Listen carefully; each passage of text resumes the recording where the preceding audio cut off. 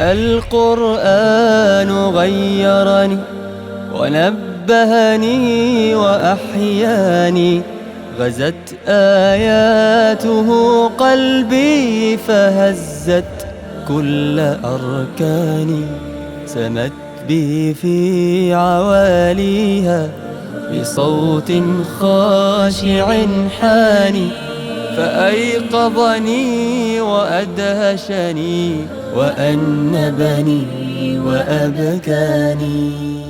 بسم الله، الحمد لله، والصلاة والسلام على سيدنا رسول الله صلى الله عليه وآله وصحابته أجمعين.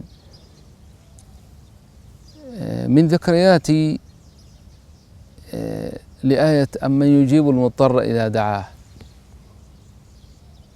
أني كنت طالبا في مصر، كنت أدرس في الأزهر، وفي ذاك الوقت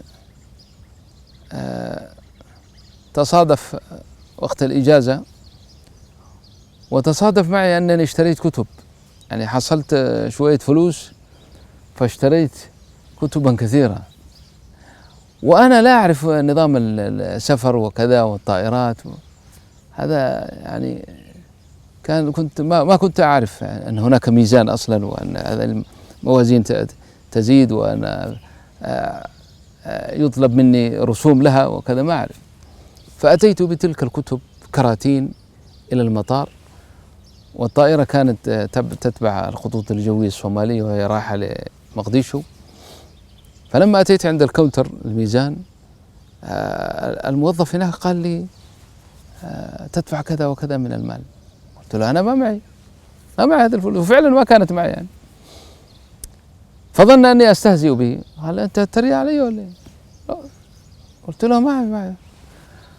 فقال لي شيء عجيب، قال لا اسمع، وهو يعني يستهزئ بي يعني. قال لي اسمع، أنت بين أمرين، تسافر أنت ونترك الكتب، أو نسفر الكتب ونسيبك أنت. قلت له إن شاء الله أنا والكتب نسافر مع بعض. فهذه أغضبته، إن شاء الله أنا والكتب حنسافر مع بعض. قال أتحداك إذا ما دفعت الفلوس أنك تسافر أنت والكتب. قلت وأنا بفضل الله أتحداك أني والكتب حنسافر مع بعض.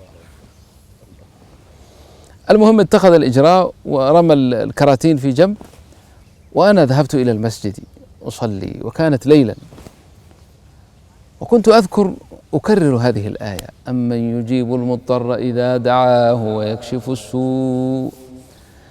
وطالب صغير ولا لي علاقة بالناس ولا يعرفني أحد، لكن يعرفني ربي جل جلاله.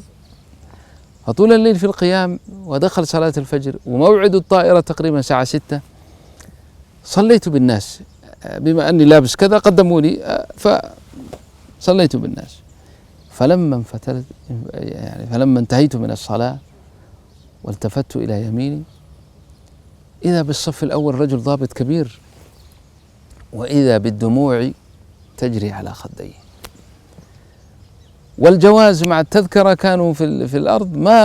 ما سألني، أخذ ونظر إلى التذكرة وقال أنت موعدك باقي شوية، لو تقرأ لنا يا مولانا كمان شوية من القراءة الحلوة دي. فبدأت أقرأ وأنا في حالة من التأثر، وبدأ هو يزداد بكاء، ثم أخذني إلى مكتبه فوق، مكتب كبير هناك، وأجلسني وطلب لي الشاي، ومن ضمن الكلام قال لي ليش ما انتهيت من إجراءات السفر؟ قلت والله كان عندي مشكلة في الميزان وكذا. فسأل فورا، قال من؟ قالوا فلان. ولا أنسى أن أذكركم أن هذا الرجل هو مدير أمن المطار كله. فطلب ذاك الذي تحداني، فجاء، فما أن دخل ورآني حتى ارتجف. قال سعادة البيه، قال له ليش ما انتهيت؟ ما نهيت؟ قال والله لا دلوقتي. قال له، ورماه إليه الجواز والتذكرة، قال خلص وتعال. والله ما ذهبت معه، هو يعرف الكراتين اللي رماها فين، وهو أخذها ودخلها في الميزان، وجاب لي الكابون حق الطيارة قال تفضل سعادتك، وأعطاني، فعرفت أنها من الله وليست من غير الله، وسافرت بفضل الله تبارك وتعالى. وأنا لا أعد هذا تزكية لنفسي مني، ولكن اضطرار لكل مؤمن يضطر، الله سبحانه وتعالى يفرج له ويجعل له مخرجا، خاصة إن أكثر من ذكر الله وتقرب إلى الله عز وجل. أسأل الله أن يوفقني وإياكم لما يحبه ويرضى، وصلى الله على سيدنا محمد وعلى آله وصحبه أجمعين.